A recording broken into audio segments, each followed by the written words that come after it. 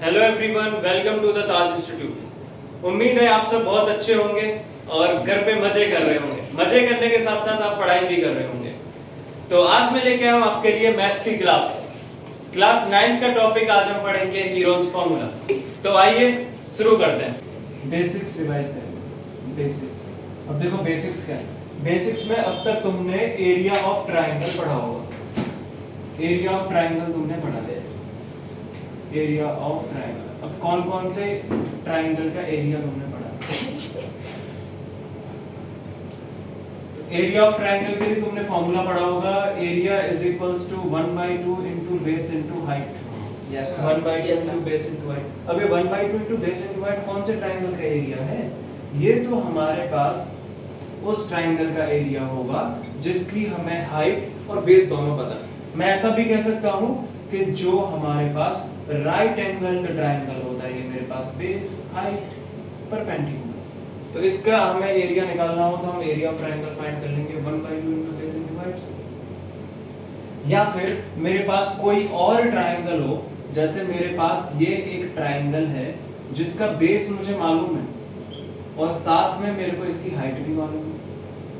मतलब कि इस फॉर्मूले से अगर हमें एरिया निकालना है किसी भी ट्राइंगल का, तो हमें दो चीजें चाहिए ही चाहिए, बेस और हाइट। अगर बेस और हाइट ना हो तब क्या करेंगे? उस केस में तुमने सीखा होगा एक और formula, area of equilateral triangle. Area of equilateral triangle याद है तुम्हें? एरिया ऑफ इक्विलेटरल ट्राइंगल का होता है। तो एरिया ऑफ इक्विलेटरल ट्राइंगल समझते हैं।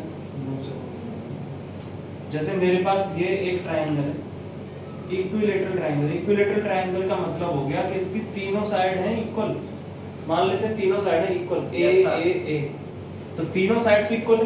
तो देखो क्या करना है, इसका एरिया जो हमारे पास है, इसके एरिया का फॉर्मूला होता है √3/4 a square, side square. A का मतलब है साइड का square. Area is equals to √3/4 a square. Area of equilateral triangle. Area of triangle पढ़ा जिसमें बेस एंड हाइट पता है। एक ऐसा एरिया ऑफ ट्राइंगल जिसमें इक्विलेटरल ट्राइंगल है जिसकी साइड पता होनी चाहिए। अच्छा, इसके अलावा हमारे पास तुमने अब तक शायद पढ़ा होगा area of isosceles triangle. Yes sir. अब एरिया ऑफ आइसोस्केलस ट्राइंगल, सबसे पहले तो आइसोस्केलस ट्राइंगल होता क्या है? आइसोस्केलस ट्राइंगल होता क्या? ये नहीं बताया।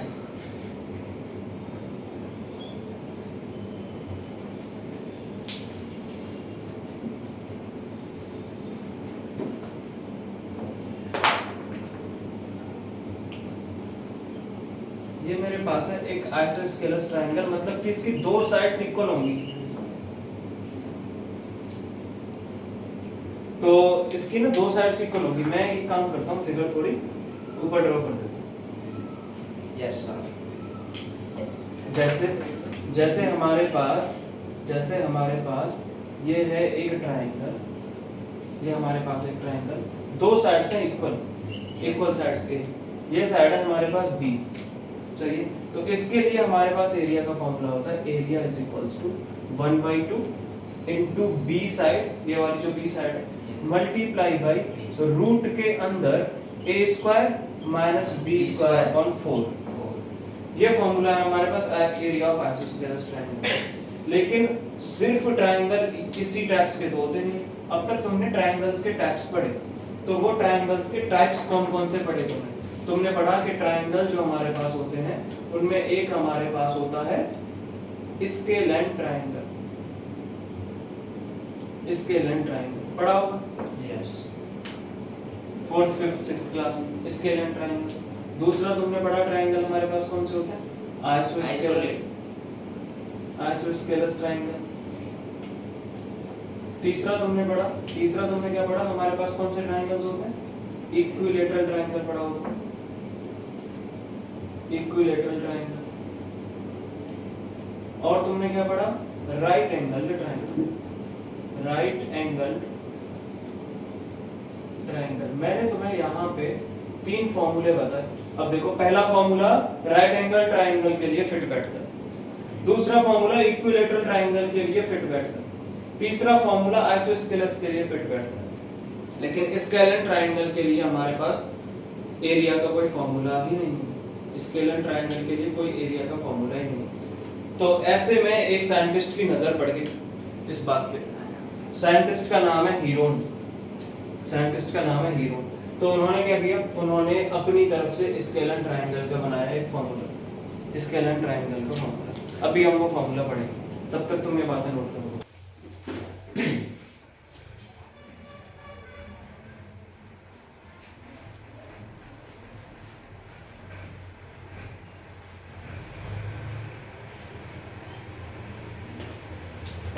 तो जानते हो तुम लोग स्केलर ट्रायंगल क्या होता है? स्केलर ट्रायंगल एक ऐसा ट्रायंगल है, स्केलर ट्रायंगल का मतलब है एक ऐसा ट्रायंगल जिसकी तीनों साइड्स डिफरेंट होती हैं।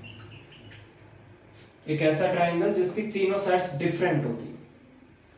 जैसे मान लो कि मेरे पास ये एक ट्रायंगल, ये मेरे पास एक ट्रायंगल, एक साइड ए, दूसरी साइड बी, तीसरी साइड सी। तो स्केलर ट्रायंगल के एरिया का जो हमारे पास फॉर्मूला होगा, इस फॉर्मूले को हम कहते हैं हीरोन्स फॉर्मूला। पहले सुनो, देखो फॉर्मूला हमारे पास क्या, फॉर्मूला है root over S multiply by S minus A, S minus B, S minus C. Yes sir. ये चीज समझते हैं, ये एस क्या है? एस का मतलब है सेमी पेरीमीटर, सेमी पेरीमीटर। अब जानते हो सेमी पेरीमीटर क्या होता है?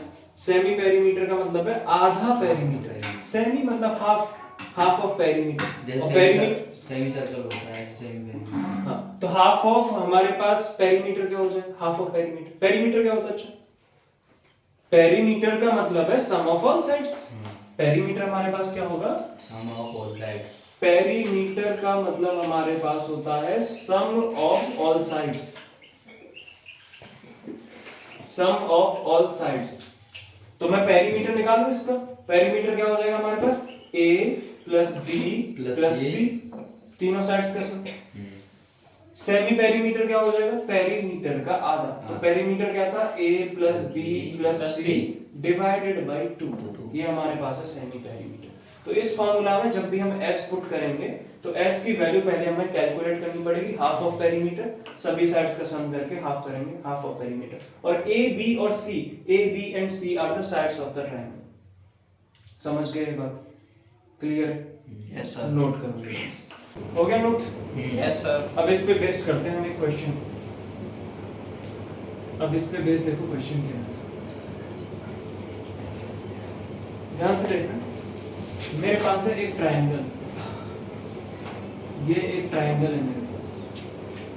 ट्रायंगल की एक साइड है 5 सेंटीमीटर, दूसरी साइड हमें दे रखी है 7 सेंटीमीटर, और तीसरी साइड हमें दे रखी है 8 centimetre. Yes sir. 5 centimetre, 7 centimetre, 8 centimetre. हमसे बोला है find the area of triangle, find the area of triangle. Area निकालने के लिए आपको फॉर्मूला याद है।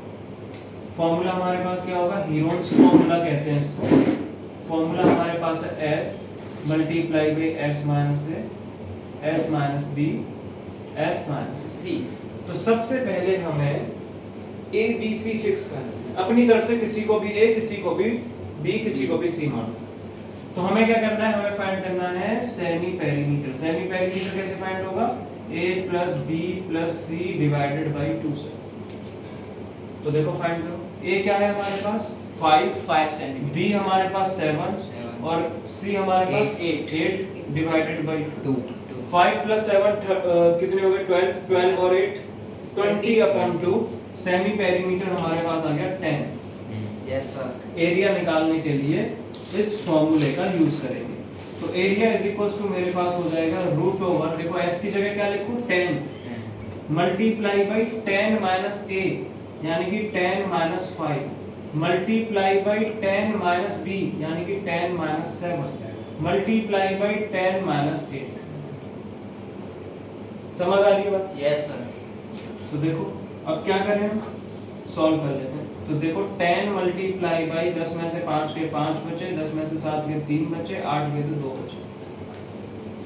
करो सॉल्व। 10 into 5 कितना? 50 into 6 50 into 6 90 है बेवकूफ 300 300 हमारे पास आ गया एरिया स्क्वायर रूट के अंदर 300 यूनिट क्या होगी यूनिट स्क्वायर यूनिट होती है हमारे पास एरिया की तो सेंटीमीटर है तो यूनिट हो जाएगी सेंटीमीटर स्क्वायर मैं इसको और कैसे लिख सकता हूँ कैसे करोगे आप फैक्टर्स करोगे फैक्टर्स करके आप क्या करोगे यहाँ से स्क्वायर रूट से बाहर निकालोगे जो भी वैल्यू निकल सकती है जब आप ऐसा करोगे तो आप देखोगे ये हमारे पास आ जाएगा 10√3 सेंटीमीटर स्क्वायर समझ आए बात ऐसा क्यों है पता है 10√3 क्यों आया क्योंकि मैं 300 को ऐसे लिख सकता हूँ 3 multiply by 10 multiply by 10 लिख सकता हूँ या नहीं यस सर तो 10 का बन गया पेयर 10 बाहर 3 रह गया अकेला अंदर जिसका कोई नहीं होता उसको सब छोड़ जाते हैं 3 का कोई नहीं है बेचारा अकेला सब छोड़ के अंदर रह गया और ये दोनों बाहर क्वेश्चन है हमारे पास find the area of a triangular park